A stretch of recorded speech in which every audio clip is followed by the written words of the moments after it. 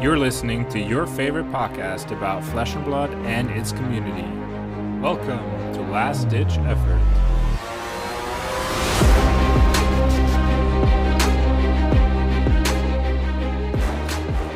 Welcome everyone to this week's episode of Last Ditch Effort. I'm here with my co-host Patrick and Ralph. Hey Maurice. Hi Maurice, welcome back, Ralph from Osaka. How's everyone doing? I'm doing great, man. Yeah, thank you. I'm not doing great. My holidays are over. No more vacation. But hey, I mean, your holidays were paid for by Flesh and Blood winnings, right? Yes. Yeah, that's the great part about it. No, I'm super happy. Yeah. So why are you happy, Ralph? Okay, Maurice, we all know you won every single draft game in the last 2 months, and you won 2 PQs. Just on pure skill. I would be happy too if I were you. But Ralph, what about you? Well, Maurice taught me how to draft, and that helped very well in Worlds. And yeah, I went 16th place in Worlds, and that's amazing. I also saw that you made it to top 25 in the world. Oh yeah, just on Elo. So that's my rating is through the roof. That's insane, dude! Congratulations to you're not just an amazing tournament performance, but also an amazing result for the year, I think. Yeah, thanks, man. It was great. Yeah, summarizing, I lost every single Elo I ever gained this year. I'm back on 1500, and I'm so sad about it. Enough playing meme decks now, I think. Hey, Patrick, just say that our podcast makes up 2 out of 5 places in the Switzerland's top 5. Yeah, exactly. You guys have fun. I'll have my redemption. It's like they took all the good wizard tools away from us, and now I have to cope. Well, there's more wizard than ever. Yeah, there's 20 more saps. Yeah, 20 more saps and more scalding, more instant speed discarding than ever before, Patrick. Exactly, I love it. Yeah, I mean, I played a little bit of Kano in the last 2 weeks because I thought maybe I'll play Kano in the next CC meta, but it's just no, it's not my deck at the moment. But we're not here to talk about Kano. We're here to talk about Ralph. Yeah, with your amazing run. We were all sitting. I think. I'm not 100% sure. I can't speak for everyone, right? But I think almost the entire Swiss community, at least the people that know you, we were following coverage, and we're like, what the fuck? Ralph is super high in the standings. And after day 1, everyone was hyping you up in chat. And I was following it, and I could feel the energy. It was so cool. Everyone was so hyped. And I think we all believed you could top 8. And I believe you were 1 win away it was from so top close. 8, right? Yeah. There was one dude in top 8 with the same result as mine. But just better tiebreakers, I guess. That's rough. But do you want to walk us? Yeah, I mean, the guy who made it to top 8 with the same record, wasn't that Gregorios Kowalski, the guy who ended up winning? He was so close, I tell you. I think he came in 8th seed, no? Yeah, I think so, 8th seed. Yeah. So you 8th seed was 11-4. You could have won. So it could have been you. If you just had better breakers, it could have been you. My goal was just to go day 2. And then it just went crazy and made it to top 16. Yeah, but I can walk you through. Let's do that. Let's walk us through. Yes. You want to start with your start of the travels, or you want to just tournament report immediately? Yeah, well, I can just say okay, I flew into Tokyo, took the Shinkansen to Osaka. Had 1 day in Tokyo to get rid of the jet lag. And then I played team tournament on first day with Michael and Marco.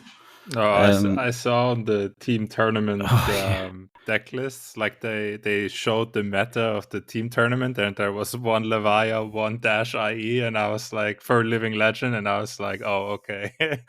I know who plays those heroes.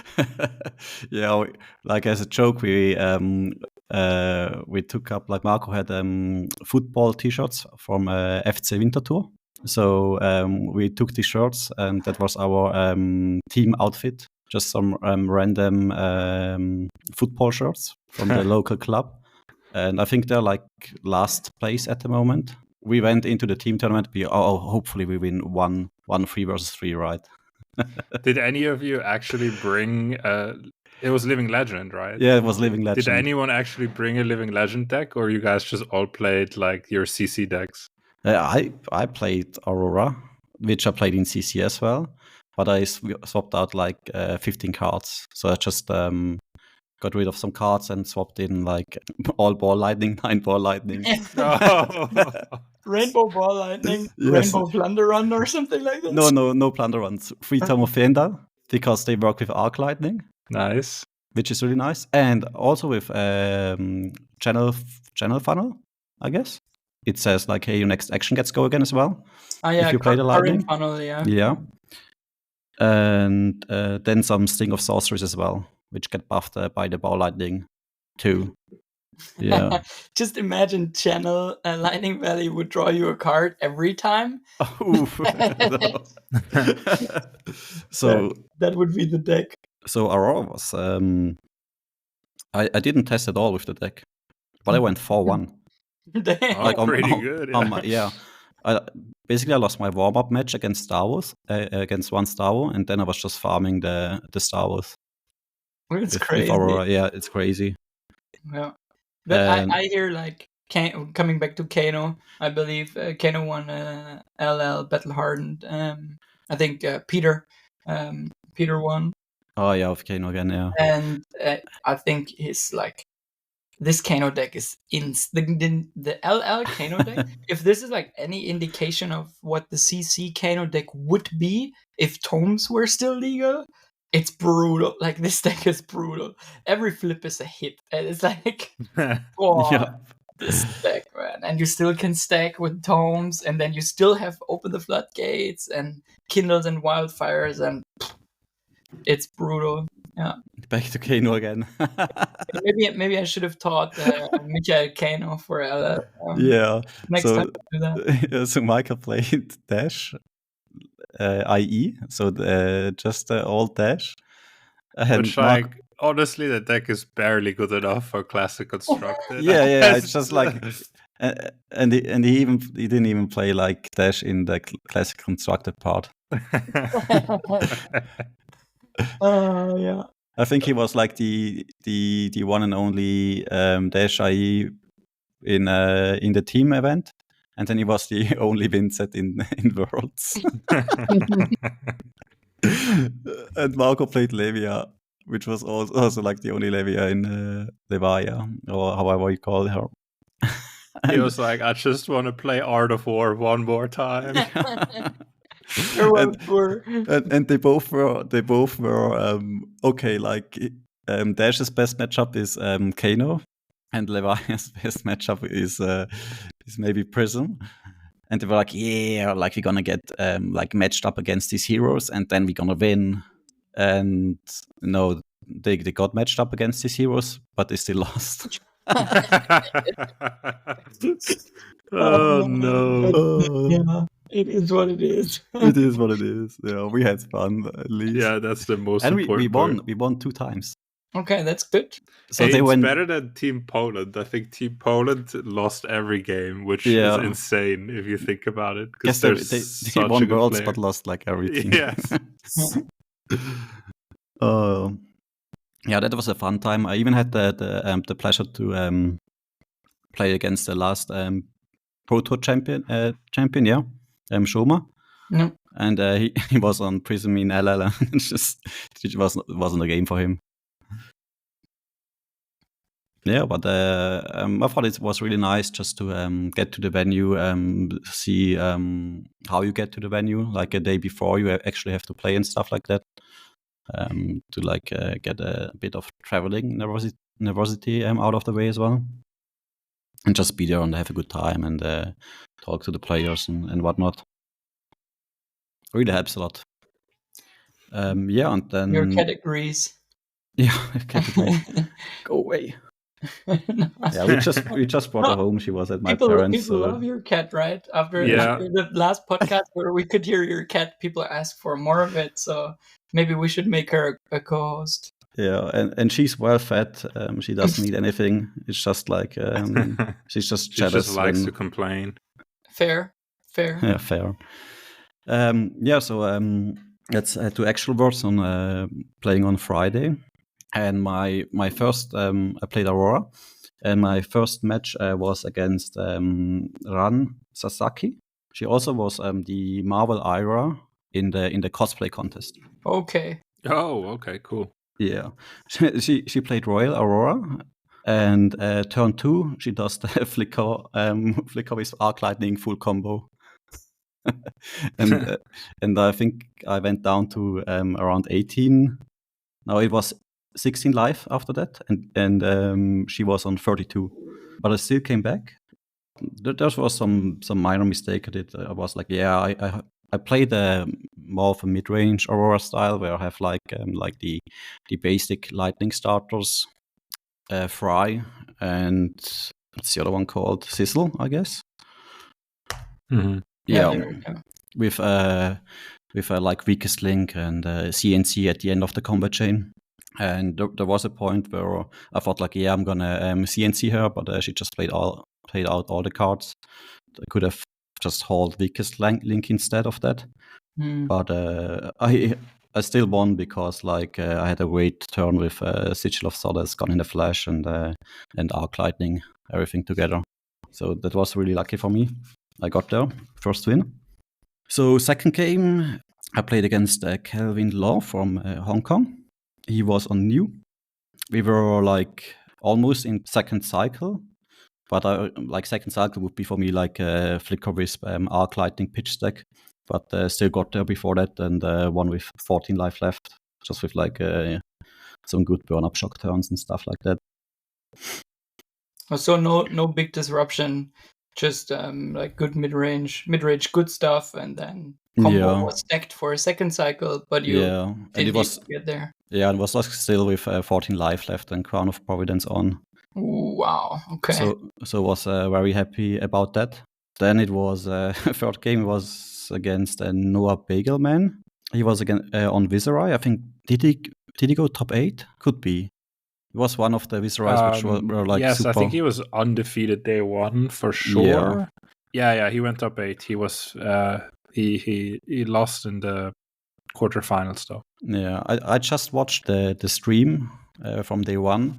In that game, he played like 3 Mordetides, like turn after turn, and the same happened against me. Yeah. So he just won with like 7 life, easy win, and he had still like at one point he had 16 rune chance, and I had a full red hand. I was like, okay, let's go next. So that was 2-1.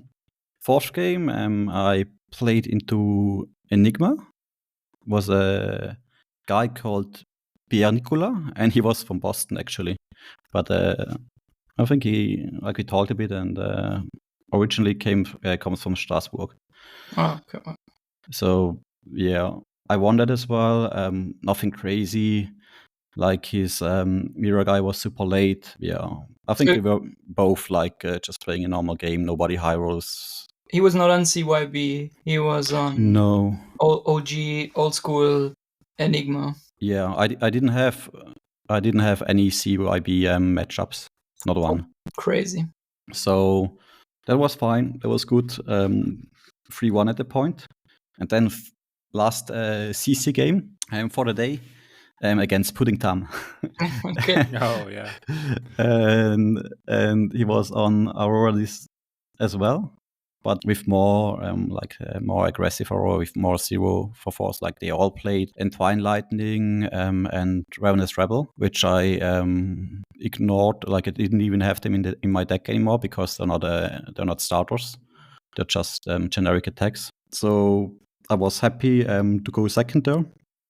I think I won the dice roll and chose that. Then what I did was I played Arc Lightning against him. Played Weakest Link. somersault it and play weakest link again. Oh my god. It was brutal. And then he lost like his whole hand and some life. Oh no. Then next turn I had like a brick hand, but I had a CNC, and he was with Arsenal. I was like, okay, just pitch to red CNC. He was like, oh no. I think he had arc lightning or something probably in Arsenal. So I don't have the deck list. Let me look at let me look at Mercy Pickle's deck list here. But they all? I think they play. Some of them played like way more low to the ground, like you said with Ravenous Rabble. I don't see CNC in these decks here. Yeah, nobody does, and nobody expects you to. To go like Disruption. My deck had 3 weakest link, 3 CNC, and 3 erase phase, and I just played. I actually kind of like that. I think that's. I mean, it just gives you such a leg up in the mirrors, no? Yeah. Then, so you're now 4-1. Yeah, 4-1. Moving into draft, winning against Pudding Tam, which was already super amazing for me. And yeah, going happy into the draft. So the first draft, it was a bit chaotic, like from the tournament side as well, and I think it took a bit longer than it should have, but it wasn't much of a problem or whatever. They had some troubles with the packs. At least I saw a lot of people raising their hands when we had to count, like if there are 14 cards in the packs, because you don't open a booster. They are already opened and repackaged and stamped cards, right? My draft table was a bit weird. You know, I'm like a Lightning fan, so I was kind of fast in Oscillio, because it just was like Oscillio was open. But in the end, we had 4 Lightning, 4 Earth at the table. And some other dude was also thinking like, hey, Oscillio is open or something like that. But like from his rambling after the draft, I think he felt like he was forced into Oscillio. But yeah, that was kind of weird, because I was like still happy with my deck. It was a lot of bananas, but still full equipped, and I got pack 3. Luckily, I got a Comet Storm. Yeah, I didn't have it before. Yeah, I think draft has this draft specifically has a lot of people that kind of are having a hard time reading signals. It's not the first time that like I hear this, that like someone just like decided to like go into a hero even though they really shouldn't have, or they really overvalue the signal they got or something. Yeah, maybe. What I feel like what happens often is that people stay open. And then, like, for example, the last draft we had at our armory where Maurice was sitting like ahead of me, and I'm super heavy into lightning because Maurice keeps passing me good lightning cards. But then Maurice gets like past pick 4 or something, like an insane lightning card. I don't even remember what it was. And then it's like, okay, lightning is super open. So Maurice pivots into lightning, or decides to pick lightning, and from then on I haven't seen a single good lightning card. And then it's like, okay, but there are still lightning cards in there, right? So because the 3 people before Maurice were not on lightning, and then he started cutting 1 lightning card. So to me, pack 1 lightning is open, but by the end of pack 1 I don't get any more lightning cards. So because I was in Oscillio, right? So I get a lot of wizard cards. And I think this is what happens often in this draft, that someone ahead of you chooses to go into the same talent based on what they get past. And then you're just like 1 seat too late, basically. Because if you're open 4 pick and then you choose pick 5, then at this point I might have already have 5 lightning cards, right? Yeah. And then it's fine. You should still pivot into another hero class combination, but that still means that it is like, it's very hard to convince yourself that that's the right move after already committing 5 picks. You know what I mean? Yeah, definitely. And I think that's it's not a reading signals issue, but it's like you can stay open very long, or you can stay on a class or a talent very long, and then misinterpret one or two cards, and then suddenly you're in this thing where you're like, okay, you should, like, this Rosetta format, like, so often the last 4 picks, usually I'm like, I should be in something else. And then it already happened that then I decide to switch, and then someone else at the table does the same thing, and then you're like super screwed up because like half your first pack is unusable, because like you pivoted into something else, and then the other half is useless because someone else also pivots into the same thing, and those drafts can happen, right? Yeah. But I think I think you can get punished for like being a bit stubborn or not as flexible as you should be. And I think that what's happened like at my draft as well. I thought like, hey, Lightning is so open and whatnot, and like my deck is getting good. I already have like all the equipment going on for me, and then at the end we still have like four Lightning heroes because they're probably like just switched into it super late. Because what I felt is, or where was like what fit me well is that I have super fun playing Oscillio, super fun for me playing Aurora, and I like the play style way more for me personally.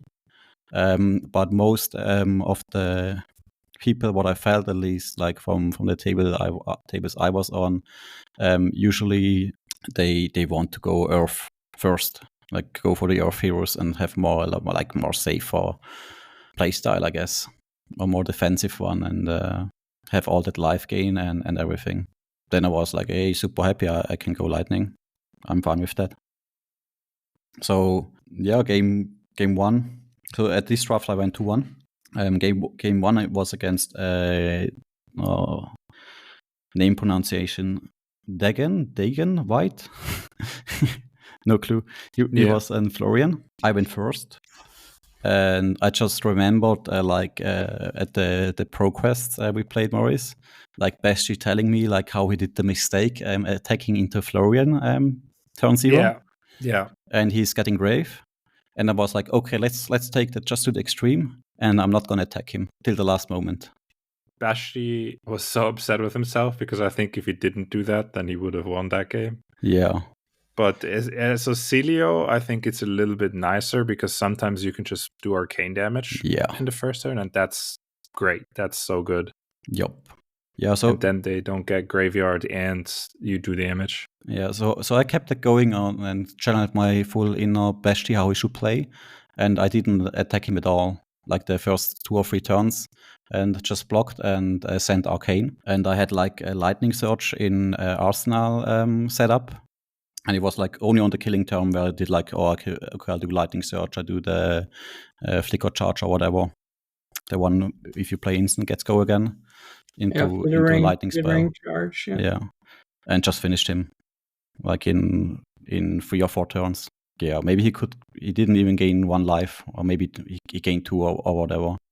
So yeah, I think that's kind of how you, as wizard, that's how you like get ahead against these Florians, because it's very scary if the game goes long. Yeah. So if you shoot them with arcane damage in the early game, they have trouble bringing the earth cards into graveyard, right? Yeah, that was a great match for me, and especially like it was like there were only like 2 Florians at the table, so getting that win was amazing for me. Yeah, I think that's always when there's only 2 Florians, the decks are usually very, very good. Yeah, it was so hype. I feel like the CC meta is super fun to play as well. Oh, but the limited format in this set is so juicy. Not though my second game against the other Florian. Yeah. I just wrote down I played Tomasz Zelzako on Florian, guy from Poland. And it just like get life gain of doom. I have I ripped out my the life I wrote down. Right, I started 18. He started at 20. I bring him down to 17. He goes up to 19. I bring him down to 14. He goes back to 20. I bring him down to 11. He goes back at 16. I'm like, okay. Yeah, that's how those Earth Heroes can go. I also had a game like that in the Pro Quest where at one point I was on 32 life against as Verdance against the Florian. Yeah, like each turn he played is it some seeds or whatever? Like where you get the aura, you gain life the next turn. Brutal. Yeah, so that was my draft loss. And last match I played against Evan Herndon, like the reigning American champion. He let me go second. Yeah, it kind of was like, oh, okay, I'm fine racing. That's great. And somebody was like, oh, I come physical. And he doesn't block the physical. And then I just had like amp 3 or 4 or whatever and came in for 7 arcane damage and he just died on the spot. Or he got so low that I didn't even care like what he did anymore. It's just like, oh, I block you out and then just put 1 arcane spell for 3 damage and you're dead. I think the like very good Oscillio decks have the ability to play like a bit more mid-range. I think that was like a mistake that I certainly did very early in the format. That I thought like if you're Oscillio, you just have to like go super fast and like race and like never block. And I think that's not necessarily true. No, I think it's better if you have like more arcane spells, like that you have at least 1 arcane spell each turn to have that option. Yeah. To just play like a block out arcane spell. And if you have space, you go like, oh, okay, amp attack something arcane spell. Yeah, and the Comet Storm shocks, they really do help. Oh yeah, they do. So that makes you 6-2 on day 1. Yeah, 6-2 day 1. Yeah, very incredible. It's like my personal target is already got there, achieved it. Day 2, everything's fine. And the day was super late because there was 1 more round of CC than the other worlds or pro tournaments that were played before. They added a round of Classic Constructed to each day, I think, or just to day 1. I don't even know. I guess just to day 1. Okay. We played 1 less the second day. Yeah. Then day 1. Yeah. Happy, went out, get some drinks, get some good food, and then had a good night's sleep. I even slept. I slept way better than the night before already. Yeah, everything achieved. Then went into day 2, and oh, what a hell of a draft! So it's just like I got to the venue. I was a bit late though. Yeah, because of a few drinks the last night. And maybe I couldn't go to the toilet before the draft. And oh no, that's never a good omen. And my stomach, I sat down and my stomach starts rambling. And I was like, oh, okay, I kind of have to sit through this. So I started the draft. I was like, pick 1. So yeah, okay, I'm good again. It's all fine. I'll pick the life gain Earth card. Then second pick, I was like, I picked up a Tongue Tied, just like the D7 attack, which disrupts instant in Arsenal. Yeah. And then third pick, I just get past a Burn Up Shock. And for me, it was like, oh, okay, guess I'm Aurora. Why not? So I just started drafting Lightning, and it was so open. I just got past everything. It was. I had like full equip again. Pack 2, I had to get a second Burn Up Shock. I have the deck in front of me. So I have like Red Heaven's Claws, Yellow Fire, Yellow Lightning Form. I got like wheeled Blue Heaven's Claw, Blue Tripped Light Fantastic, 2 red Meet and Greets, 2 red Smash Ups, which wheeled as well. Oh my god, the Smash Ups even? Yeah, red Second Strike, Condemned to Slaughter, red Lightning Surge, 2 red Arcane Spikes, which say like, hey, if you dealt Arcane damage this turn, they have +2 and they cost 2. So after Burn Up Shock, this comes in for 7. Oh my god. Red Kryptonite Fantastic, Red Fry, 2 red fries, the tongue tied I talked about, everything. It sounds like a mid-range Aurora deck that just slaps hard. Yeah, It blocks well. blocks well, does everything. A lot of things. Yeah. Yeah, I have all the stars and stuff like that. So it was like pack 2, and my I pick up like the second burn up shock and be like, oh, my deck is so good, but my stomach hurts so much I have to go to the toilet. Oh, no. And I called the judge over. I was like, I really like my stomach is like going crazy at the moment. Is there like some possibility that we can stop that draft? And he went to the head judge and be like, no, can't you just hold out a bit more? I'm like, okay, maybe I can make it through pack 3, but like if it's like an emergency, I'm just gonna like I run outside. But I made it through, and then after pack 3, I just like said to the judge, "Hey, please let me go now." And he took like all my stuff and moved it to the like deck registration and constructing table. Yeah, nice. Okay. He got through the draft. Bit sweaty already, but I'm fine. Got the best deck I can wish for. And so I went into game 1, played a Florian. His name was Kazuma Kawahara. And my first 2 hands were just like brick hands, like with all the blues and then like all blue and then all red. But in the end, I got like both burn up shocks through and got there just before I got online. Second game was against Chris Yali, and both my burn up shocks were like in the last 2 hands, like bottom deck. And he was on Verdance, just playing Wizard style, just bucking out and shooting that Arcane back. But in the end, it was like the deck was still just too good, and the damage got there, and basically won by life and by fatigue in the end. So third game, I played against Peng Yoon. He was on Florian. He was from Malaysia, I wrote down. And he didn't get online with Florian, like with his hero ability, a long time because he had to block as well a lot. Like the super nice thing was like, he's on 1 life. He's just decomposing the second type, has no card in hand, no floating. And yes, the Earth Boots, but I like instant shock him.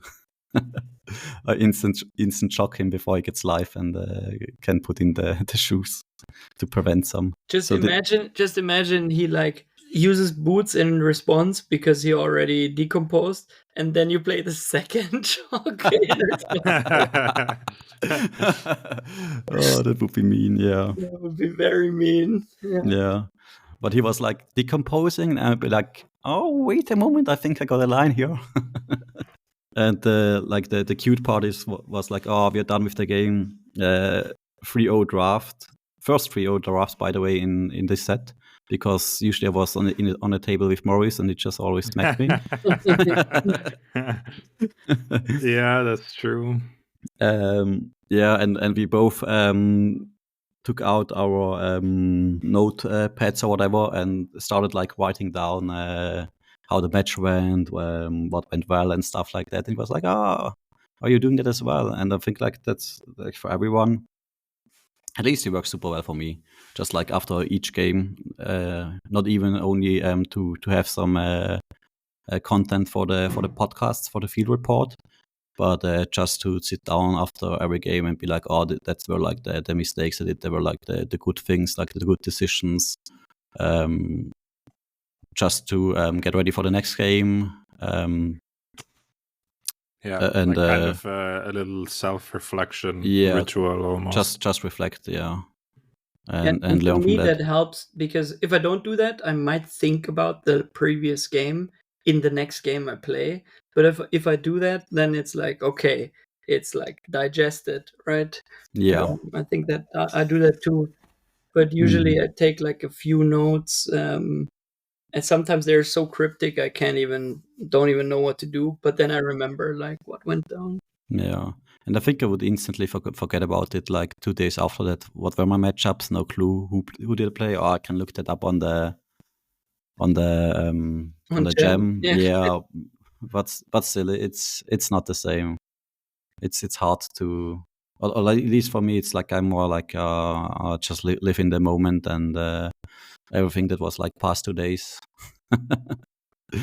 It's hard to remember details for me, I guess. Yeah, but it helps like reflecting your games, and especially the ones that you lose, to know like why you lost, because that's how you improve as a player. Yeah. I mean, the easy way out is blame variance. I'm very good at that, but Yeah. It's also hard to remember the pitch stack, right? So Yeah. you just watch what you pitch like during your turn, but then like 6 or 7 turns after that, you just hope that you did everything, like your past self did everything right for your future self. Yeah, no, that's not how Kano works. But yeah, No? I mean, no. I mean, blaming variance brings you back to 1500 elo. I went there. I can. No, it's not blaming variance, but you know, like as Kano, like you pitch stacks. Oh yeah, like before the buns, right? Yeah. Let's put a book in between, so you have more ways out, like your future self, if you forget some stuff. Yeah, no. It's it's the mind palace thing. But yeah, no, it's if you do that, then yeah, you might not be. Kano might not be the hero for you if you just like pitch stack based on vibes, and then you're like, oh wait, right? Yeah. Gaze the ages. Thank you very much. No, we're back to Kano talk. That's not what people sign up for. So now you're 9-2 in day 2, going strong. And how does that feel when you're like 9-2? You know you're live for top 8 at this point. There's 4 more rounds of CC, right? Mm-hmm. You're like feeling your deck. You're like all that's standing between you and the World Championship top 8 is like 4 rounds against the best player in the world. Yeah, it feels great. And for me, I just said to myself, oh, okay, let's play another Armory. Yeah, exactly. It's basically a Vinti Armory, right? With the level of play that is on display definitely. There. Yeah, like at that point, I already was way more relaxed than at the start of the tournament, because like all my goals I wanted to achieve were achieved. I didn't go 0-4. Yeah, better like than last time. Better than last time. All good. Yeah, doing great and being happy. So yeah, went back to CC, and then when that's where I started losing. I played first CC game. I played Mercy. Big girl. She was in the finals. She was in the finals. Yep. I even won the die roll. Go second, and I don't know. Like she was like super nice, because she started the turn flicker charge, and I was like with Sync Pillow in hand. And I was already saying like no blocks and wanted to play it basically. And she was like, stop, hold. And she plays Channel Lightning Valley. And then I'm like, okay, sync now. So she emptied her hand. I emptied my hand, could blocked out. She didn't get a draw, didn't have an arsenal, but channel on board nonetheless. And I had to use one equipment to block everything out. But then because I went second, I got the classic Runeblade hand. Nothing works. Oh, yeah. Yeah, so I do a 3 card 5. The classic. Classic 3 card 5. And yeah, she just played very well. And she also said like, oh, she's going to take some more time because it's after the draft again, wants to go back into CC. I think because I lost my nervousness and stuff like that, I was a bit too relaxed already, almost, for the game. I'd be like, yeah, I play my stuff. Yeah, on stream they said that she like picked up the deck only like a day before Worlds or What? something like that. It's insane. Yeah. Yeah, Crazy. on the Thursday. She picked up Or- the deck on the yeah. Thursday, and she got coached by Ellie Bird and Yuki Lee Bender. Nice. They coached her Yeah. because she won the Rainbow Pitch League, and like she's a very good player. But it's like apparently she picked the deck up on Thursday, got like practice with Ellie and with Yuki, and then just goes to the finals. And that's an insane level of skill, man. It's just like I don't know. It takes like a special type of player to be that like Yeah. understanding of the game that you can pick up a deck and just play it to almost perfection, right? Yeah, you just flip a switch and it's like, okay, Yeah. I get now how it works. But I think also someone mentioned like that Mercy did not play against like a CYB Enigma before this finals match, right? So I bet that like if Mercy had a little bit more practice, probably would have like won the whole thing, or potentially, right? But then the second part, I didn't play too clean. I still had my Iron Reef up after the game, which is like can be like full 6 value or like at least 4 or something. I missed her, and then she played Crown of Providence into me. That's not what you usually do in Aurora. You play Balance of Justice just to get the draw if they have to play, and they can't be like play like Snatch or like the channel plus E-Strike draw a card and stuff like that. Or they have to play around against like drawing 2, which can happen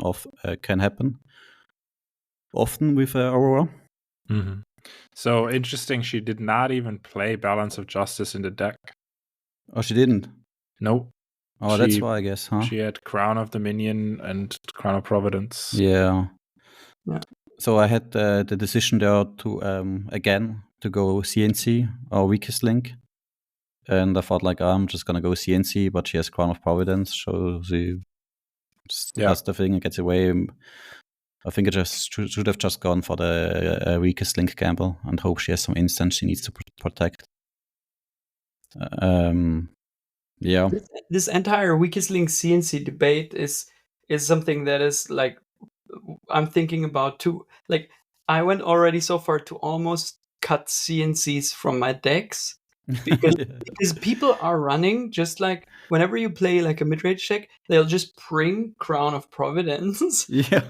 And then your first CNC is useless usually. Yeah. And I'd rather have like Weakest Links or Erase Faces, or like right now I play Cut Through the Facade because like of all the auras that are floating around. And yeah, it's like CNC is an amazing card, but if like Crown of Providence is an even more amazing card. Oh. Yeah, like if you don't have more Arsenal Disruption, like if you're not playing Assassin as well. It's worth considering. Yeah. But yeah, I don't know. When you have like codexes and then just kind of like picture the Arsenal Disruption card, like the 0/4. The Leave No Witness. Leave No Witness, yeah, right. Yeah. And then you get like through Crown of Providence at some point, right? But with that for sure. But if you have like three CNCs, yeah. 3 copies of CNC in like an aggro matchup, then it's not even a given that you see 2 of them. Like if the game is fast, then I mean the other option could have been like that your deck was scouted, right? It's always an option that like they have team members walking around seeing what's played, and they're like, oh, this Aurora deck is at the top tables is playing a lot of disruption, and then before the match someone is like, yeah, if you ever play against this Aurora, be aware that, I mean those are things that are like happening, right? People talk to each other. And this could have been the other thing, right? What I did was like always looking around me like who has Count Your Blessings in the deck. Yeah. Because I also had like Poison the Well in sideboard just for the case. But I lost that one. Just took the wrong interruption card again, which this time cost me the game, I guess. as well. And then I played against Cody Williams. He was in Sen, and I lost that one as well.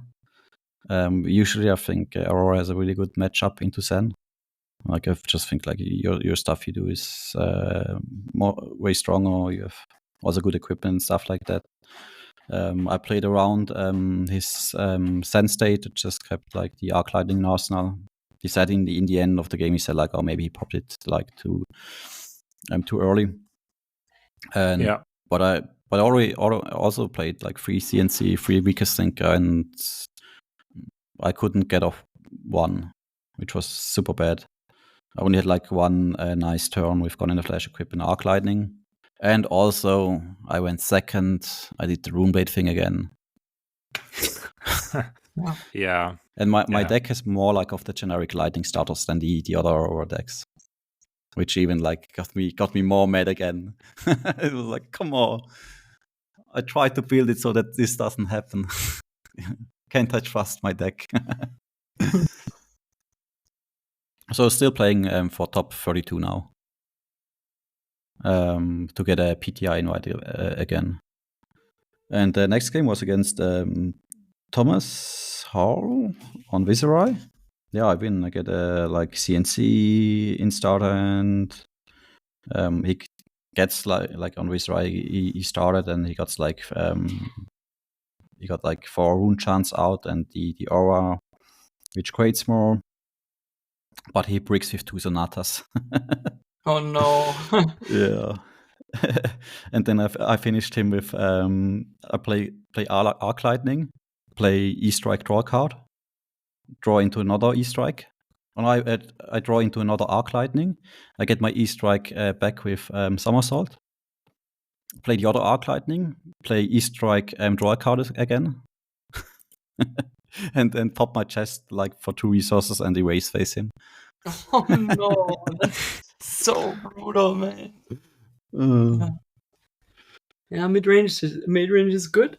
There's so many nice lines to do with the like all these on hits, and then at the end, hey, here I am again. Yeah, cat is on the table. Yeah, that disagrees. Yeah. So win. Yeah, I'm back winning. Let's go. Went to the last game. You know, he's on Aurora, and like pre-game, we do the dice roll. He says he goes second. I'm like, hey, that's great. Like the last 2 times I went second. I got the classic 3 cards for 5, and you know what he gets? 3 cards for 5. Justice Justice is there, yeah. And he wants to go like he puts like Arc Lightning in Arsenal. I think he fused or something like that. I see it. I'd be like, okay, I see you. And I just had like the good blocking cards when he had the good turn, and yeah, just got there. Good win, good finish. Yeah, 11-2. They do the I go watch the awesome cosplay contest at the end of the day, which was super nice this time. Way better than the last tournaments they did anything like that. I had an amazing day. They do the standings, and hey, 16th place. Yeah, top 16. Yeah, that's good cash, right? It's a PTI and good money. Yeah, 4K, like flight is paid, hotel is paid, and all good. Free drip, yeah, so nice. Yeah, congratulations! Like, what a good run. Yeah, ties really the best Pro Tour finish or Worlds finish of Switzerland, right? Yeah, and Dario went. Dario was also exactly 16th. Exactly, right? Yeah. Was that last year, right? Yeah, that was last year. Yes, yeah. Okay. So we now the 16th spot is booked. It's the rule now. The Swiss player has to make 16.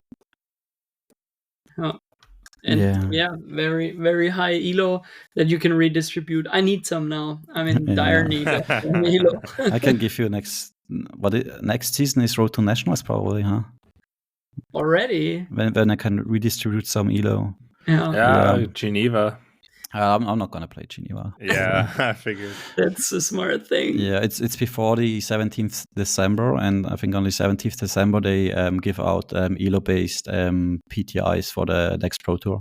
Yeah, so you would automatically qualify, right? Yeah, so not only did I get an extra PTI, but I also get like the free elo invite. So basically it's like 2. Yeah, you're up 1 PTI. Yeah, it's super worth it. And I was so sad, like playing 2 ProQuest finals and losing both of them. Not getting my invite this way, but now I have it anyway. Yeah, that's good. This way, other people also get to enjoy the Pro Tour. Yeah. No, very, very nice. So you are not going to play Geneva? Are you going to Geneva to play side events and hang out with us, or? Well, we have to see. Maybe I can come and coach. Yeah, you can coach. Like, yeah, I'm curious what would happen. I saw like just had the most fun with Oscillio in like all the drafts we had. So I just want to build the Oscillio deck right now. Yeah, I think I sent you a current iteration of the deck. That's like were there 2 Oscillios, I think, and both of them were day 2. Yeah, there were 3 in total, and 2 of them went day 2, and one was like at the top tables as well. Yeah. I think for sure. One was on stream. I was a bit sad. Like it's nice to have like a stream game to look back to. I just like always when I started like winning, then I lost basically playing the losers bracket, which doesn't get on stream.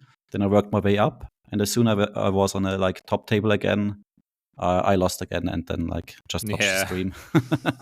I'm lucky. That's sad. Next year, someone else is going 16th, and then you can play on stream top tables and win the whole thing. Yeah, because that's the logical next step, I think. Of course. Super cool. Maurice, you are going to play Geneva, no? Yes, yeah. But since it's not draft, I doubt I will win anything. Yeah, I think it's my time now. I'm still undecided on what to play. It depends. Like tomorrow there will be bannings, right? We're recording on Sunday evening. Tomorrow there will be potentially be bannings or no bannings, but there is this BNR announcement. Yeah, my guess is no bannings. Yeah, my guess is high octane banning. My hope is high octane banning, because it happened to me at the last ProQuest. I played CC ProQuest. I played Verdance, and then I play this top 8 deck against a Dash.io, and it goes similarly to the Sam Sutherland stream game against the CYB Enigma, where it's just like, Spark for processor, crank, draw, triple high octane, triple processor, and I'm just dead, and I'm like, okay, cool. Thank you. Bye. Something like, it was not as brutal as that.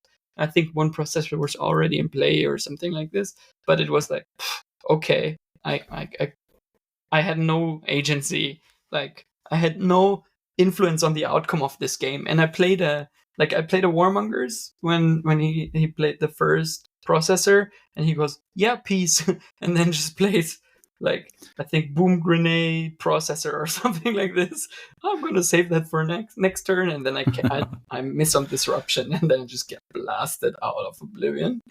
Yeah, so that's why I like high octane. I don't like high octane. You hope for the high octane ban? I hope for the high octane ban. Yeah, I think it's like, it does so many things, especially together with like cards like Twin Drive, and like you can use all those action points, and as an opponent there is not much that you can do. Like, there is no defense reaction that says, your opponent loses all. If they have more than one action point, they lose all action points or something like this.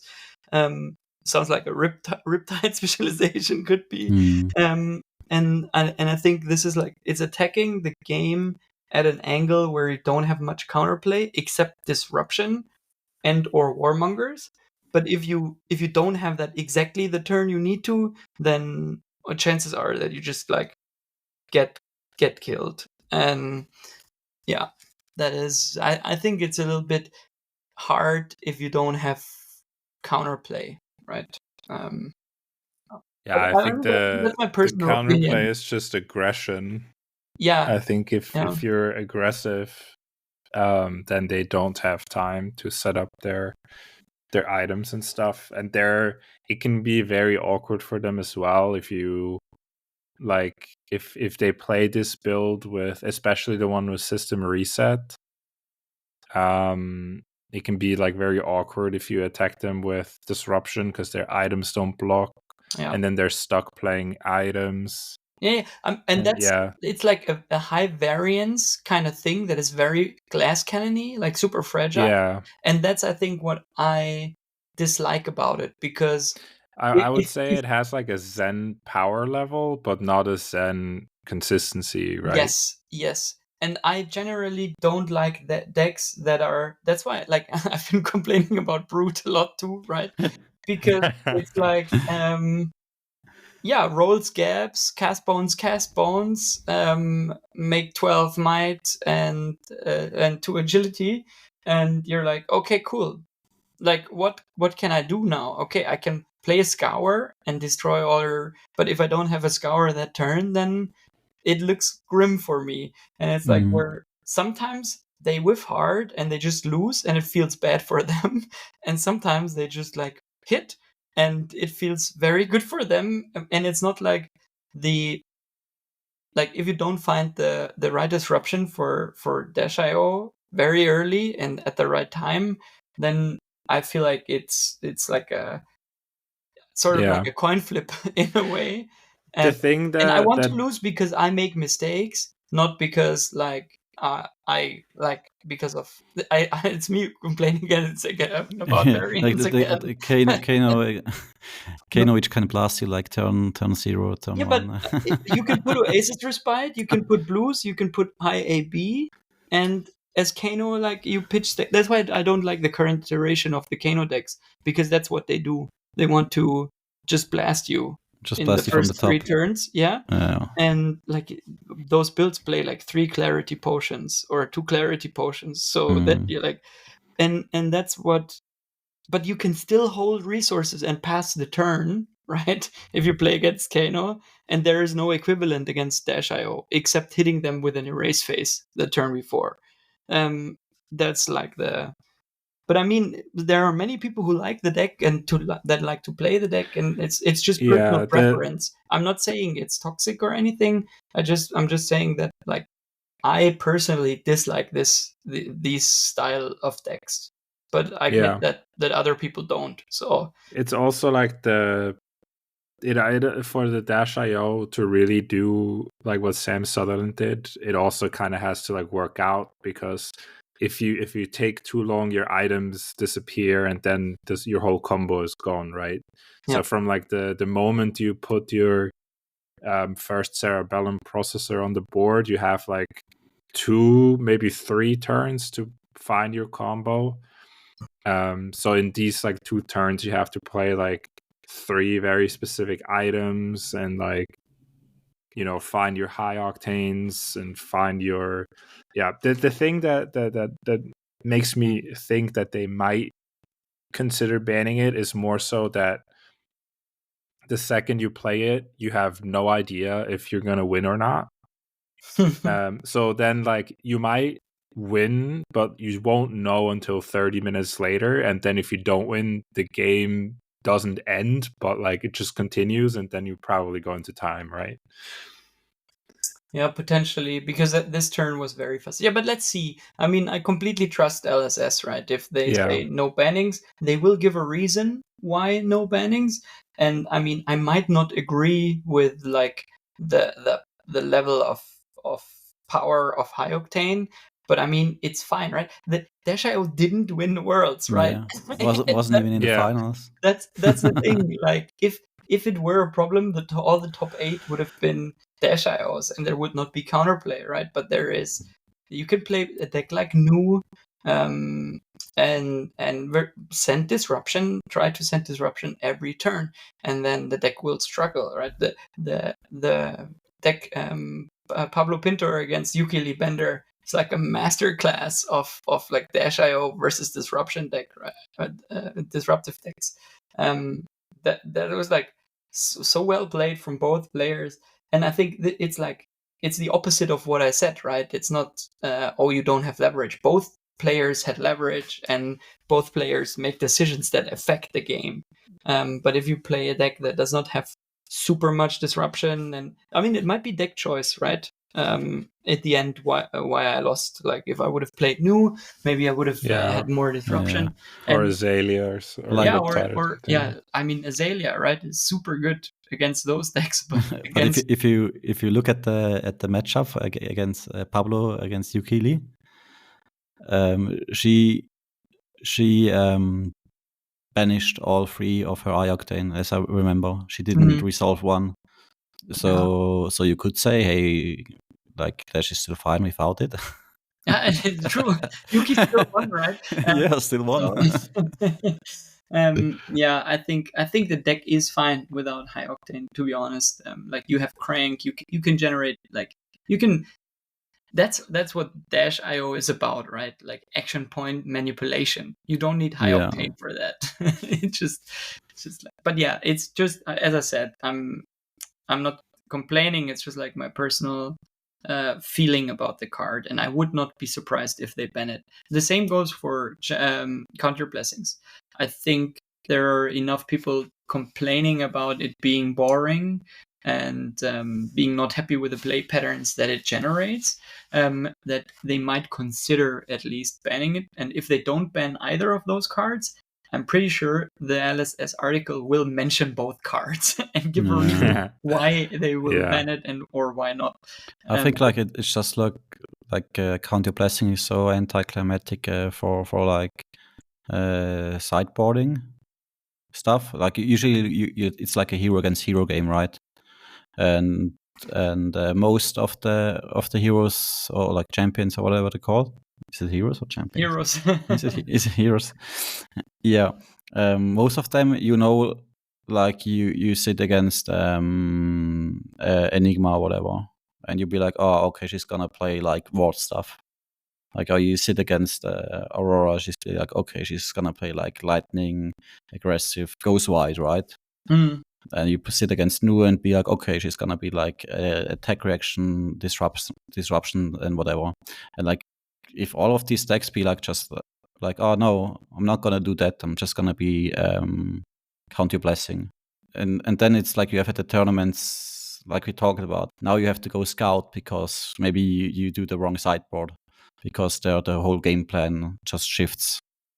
Yeah, I get that, but you have that with other decks too, right? You sit down opposite to like a Dash.IE, you don't know, are they turtle, are they aggro, and your sideboarding decisions matter a lot. The same goes for, like, there are different Enigma builds, right? There is this Spectra Go White aggressive deck, then there is this super turtle deck with like truces, and like, I think that holds for quite a few strategies, right?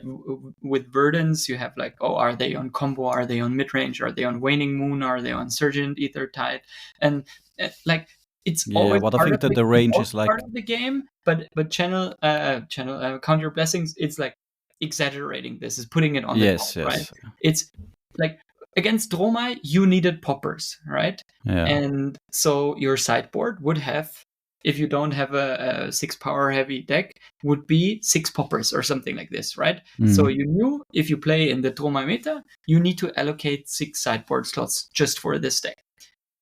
People were doing that, right? Without just maybe with complaining, but and now you just put in 3 poison the wells, let's say, but you don't know when to bring them in. Exactly. I think that is the issue, right? That's why you should play Oscillio, because if you don't need them, you just discard them.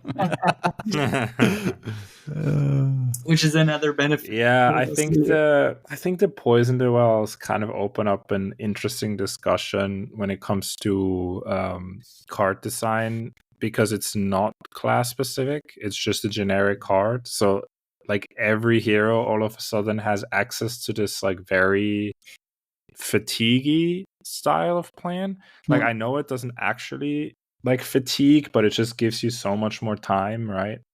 It's just like if you think about it, the math just turns out to be it's like a 2 for 6, but it's always a 2 for 6, so it's just hyper efficient. Yeah, I think in like every deck, the 2 for 6 go again kind of is just very good, right? Yeah, and it's an instant speed, and I think the fact that it is an instant speed makes it so hard to disrupt, because you let any new card hit, right, and then in response to their trigger, you dump your hand, you dump your whole hand, counter blessings, and then it's like, whoops, I don't have a hand. Yeah, I think it would be way better if it would be like not a generic, but for like a specific class, which is all about that. Yeah, I think it's the like. Yeah. It looks to me like a Earth Wizard instant. I think that would make it good. Completely unbiased opinion. Yeah.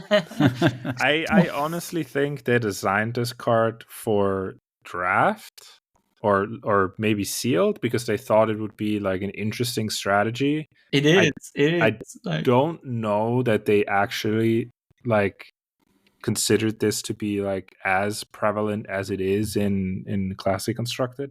Maybe I'm not being fair. Maybe they absolutely knew that Counter Blessings was going to be a big impact.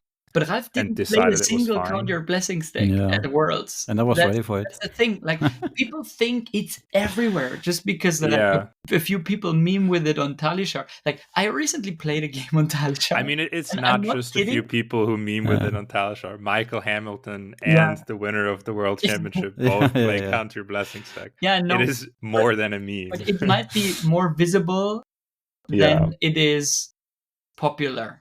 But it's not like every deck in the format plays Counter Blessings. It's very specific strategies. Yeah, so I've been playing like against people that like some Counter Blessings decks where I'm like, what is even going on here? Like they play like Rainbow Sigil of Solace, Rainbow Counter Blessing, but don't present any damage. I'm like, okay. Yeah. I mean, we played against Counter Blessings Teklavossan at a local armory. He won. And he won, yeah. He went 4-0. And the only reason was because no one played Enigma. I think that deck just immediately loses to Enigma. But no wizard. Since he was just like, yeah, that's the variance of the game, and I'm happy to just fold to Enigma, but win against everything else. No wizards and no illusionists. And exactly. It was just the right call at this day, right? He probably like checked Discord and was like, oh, Maurice is not coming. Patrick is not coming. I mean, I did come, but I played Dorinthia.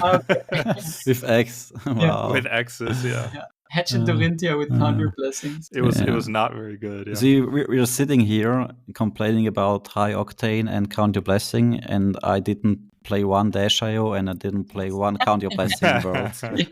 Yeah, exactly. What are you guys talking about? Yeah, it's not real. Yeah, exactly. No, I think I'm very curious to see like where this goes, where the meta might shift. And I mean, the crazy thing is, I talked to Maurice about like what to play in Geneva, and then Maurice was like, "Yeah, but like Jarl will be legal," and I'm like, "Jarl will be what?" And it's like a release weekend. It's a release weekend, so there's like an Ice Earth Guardian coming into the meta. And get up your blue count.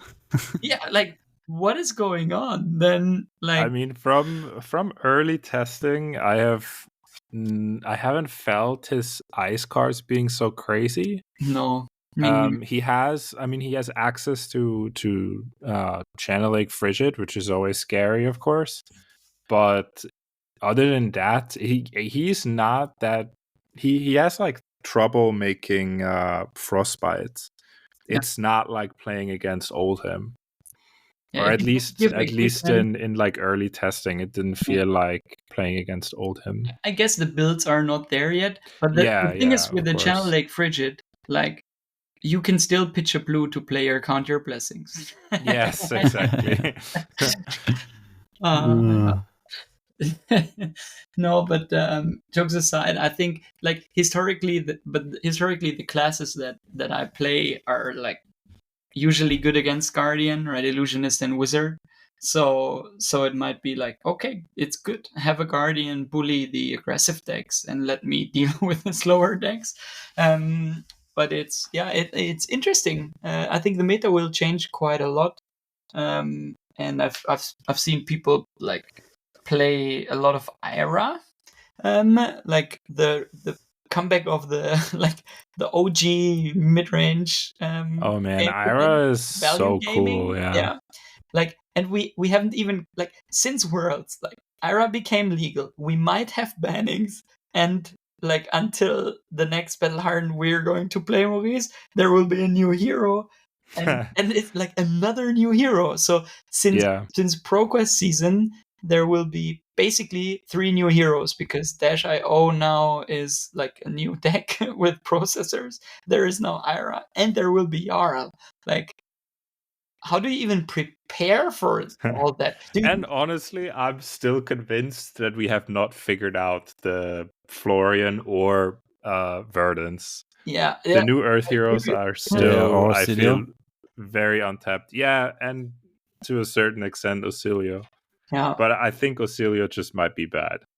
No. I don't think so. Honestly, I think like if you play Oscillio well, I think we've seen that, right? It's similar to what Kano used to be very back in the days. No one expected it. Someone brought it. What was it?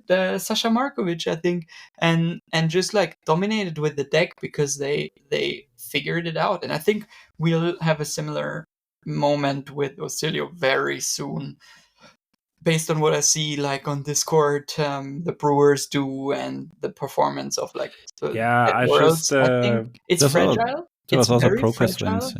Yeah. It's just like the Kano deck also hit. It was a different era of Flesh and Blood. There was not as much disruption. You had more time to like get your combo together. But what if I can pitch stack with Oscillio and get to the pitch stack super fast because of never, hearability? You can never really pitch stack because all of your shit blocks 2 or nothing. And then, not if you play without Oscillio. But I mean, I think the Oscillio decks that we've seen recently be more successful are like playing a mid-range kind of thing. They play defense reactions, and then they have 1 or 2 like pop-off turns. And I'm pretty sure that, I mean, Kano might be the reason why they banned tomes, but the like Oscillio with tomes in LL is hilarious because you can like play the tomes and your equipment. You can activate your equipment, right? That you get an action point whenever you play an instant, and then you like tome into instant, into tome, into instant, into flash, into blink, and you have like all these. It's basically build your own high octane, then you do like ether flare, or something like this, and it's like, I draw a lot of cards, I blast a lot of spells. It's like cool. I think it's a super fun LL deck. I don't know if it's more powerful than Kano, but it's like it's a cool. I do wonder a little bit if when they were designing Oscillio, they designed him with the tomes in mind, and now that the tomes are gone, he's like a little underpowered, so they're gonna push him over the next like coming sets maybe a little bit.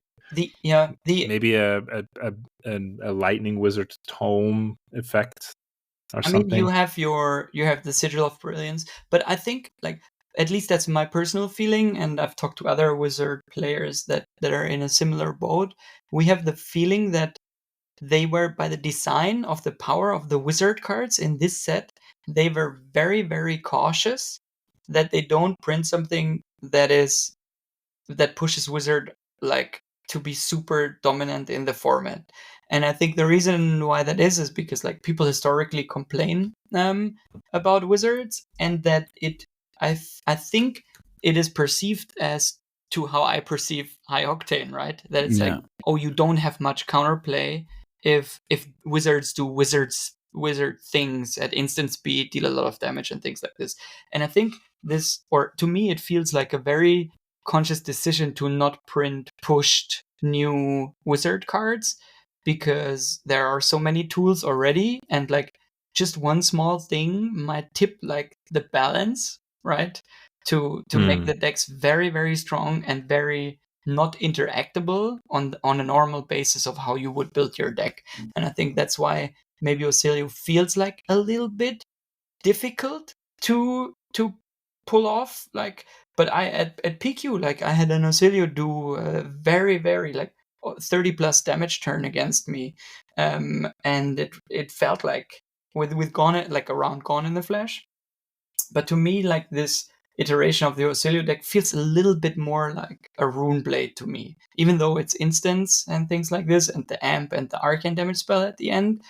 But it's not this arcane only, non-attack action only based wizard. And I think that's where they're going a little bit with the design of wizard, that it's not just arcane spells, but now you have an earth wizard, right, that plays earth attacks, and it's more like a sort of balanced well, it's just because experience. Like it's wizard is like a wizard you have to play in your own turn. Yeah, it's like a battle mage in a way, right? It's not this Kano thing. And I think they didn't anticipate Kano to be like this pitch stack thing when they designed the hero. I think I read something about this, that they're like, oh, I think they might have been aware that it's possible, but it's like, yeah, it's not the main game plan of the hero. And then it turned out to be like this. And I think I like this way of, you are a wizard, but you play in your own turn. To me, it's hard because I enjoy Kano and Icelander, right? And they do the opposite. But I think it's a good design, and we still need to figure it out how to optimize those decks and like the play patterns. But I've been enjoying Verdance a lot. Like, yeah, me too. Actually, like Bashley kind of brought me onto the taste, and I have really been enjoying playing her. No, it's like such a cool deck. I still think the deck that I'm playing right now needs some fine tuning, but unless there's some major bannings tomorrow, or even if there's major bannings tomorrow, I think I will play Verdance almost for sure. How's your Enigma matchup? The CYB Enigma matchup is not so great in my opinion. But the regular Enigma matchup is like 50-50. I think it's beatable, yeah. But yeah, I think it's beatable, not great. Yep. Yeah, I just hope there's no bannings. What would you play if you would play Geneva? You would just play your Aurora deck, right? Oscillio. Oh, you want to lose a Milo? I think it's the next thing I'm gonna try out, and I'm happy to join and try. I ordered a week ago. I ordered like I think the last Gone in the Flesh that I was still missing. Yeah, I'm also I want to play Oscillio because sigils are beautiful in Marvel. Oh yeah, and he can play. That's very true. The Marvel sigils can play so many really nice Marvel sigils in the deck. Gonna love it. So before we end the podcast, I would say we very quickly talk about the new set that was announced. Oh yeah, I forgot about that. I mean, so many things happened. Yeah, I'm so not interested. You're not interested in the Oops All Arachne set? I didn't see, like, the aesthetics is not for me. The heroes and the classes are not really for me, and I'm like. But it's the Kano aesthetic, no? It's all the like draconic and without the arcane fancy. Yes, things, right? It's just like. What draconic fire! I love it. Royal thing, yeah. And I'm like, just give me something that blasts. So do you like Royal Ninja Hero with like all the daggers? Just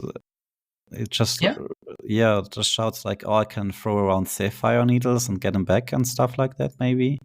Yeah, sounds cool, but like those draconic decks usually are red line, and then. The thing that has me a little intrigued is that if you go to the Flesh and Blood website and you go under the Blitz deck collection for the Hunted, there's 2 question marks in the Blitz collection, and usually those are all the heroes in the deck, right? So we know we have a warrior, we know we have a ninja. Those are both draconic. And then there's 2 question marks. So one of them is definitely assassin, so it has to be Arachne, right? And then I'm wondering what the last hero is. If it's also an Arachne and just a different Arachne, or if it's another assassin, maybe. I guess people are going to be disappointed if they don't get a new Dromai. Yeah. But it's like, wasn't this the set? The other Draconic set was the Icelander set? And with Jarl being like, Ice is back on the menu, then it should be like an Icelander, but then... Oh my god, an Ice Assassin. But Icelander was just there because she was like traveling around and stuff, right? Just happened to be in the story, at least. story. She's not like from Volcor. Yeah, but there can be another Ice Wizard traveling around Volcor, no? Always in Volcor. It's a very popular. It's like, it's so cold. I need to get warm. Let's go to Volcor. Yeah, they have like a travel guide. Like the Ice Heroes have like a travel guide. Yeah, visit Volcor. Volcor tourism ad. It gets hot in summer. Yeah, Volcor. It's hot all year with all the volcanoes. Yeah, but that's a good catch. Like there might be another Arachne, there might be another Dromai, there might be, I don't know. Yeah, I think there will. I mean, it says here features heroes across ninja, warrior, and assassin. So I guess it's either like it has to be 2 assassins or something. Yeah, we'll see. But the whole story, like I'm not good with the lore, but right, they are hunting Arachne because he killed the emperor. Yes. What if it's like some sort of like emperor guard or something like this? But then it would not fit into the classes that they mention, right? Yeah, so it's yeah. Probably another assassin that gets paid there's by the still, royals to kill Arachne or something. I don't know. Yeah, we will see. We will find out. We'll see. We will see. I don't know. I'm excited. For. I hope they finally print a good warrior. Like, what do you mean? Kasai is a good warrior, man. Oh my god! It's they've printed. This is what the 5th warrior that they're printing or something. Hey, there's already a spoiler which says like warrior attack reaction +3. Damage this would deal can't be prevented. Warrior saved. Yeah, I think that helps, but I think it's a band-aid on a wound. Oh. Because I've been ahead of PQ season, I thought about bringing Kasai because it blocks well and it does cool things. But yeah, it's like, you just auto lose against Enigma in this economy. But to me I was so hyped for MST. I was super hyped for Rosetta, and it's good that there, at least until now, is a set where I'm like, yeah, it's going to be very fun drafting, but I'm not invested in those classes too much. So let's see. Maybe I'm going to enjoy the ninja. Let's see. But I will say I'm a little bit tired of ninja and assassins, because maybe that's a bit frivolous to say, but we had Outsiders was ninja and assassin. Then we had Ninja and Assassin in Part the Mistwale, and now again we have Ninja and Assassin. Yeah, it's true. It feels like we can't get a year without Ninja and Assassin being in the same set and the same draft. And at least there, the warrior. Let's see, maybe we have a cool warrior.